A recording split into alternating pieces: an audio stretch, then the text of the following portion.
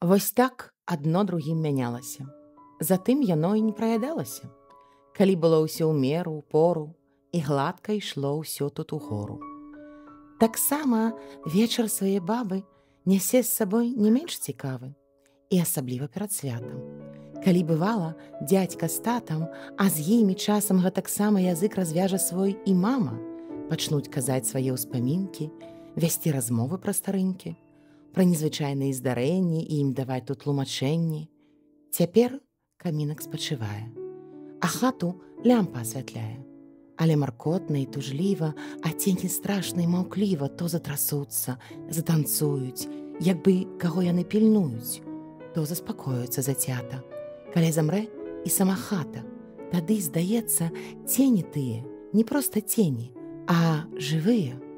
І нібы ў іх ёсць нейка справа, і таямнічна, і цікава.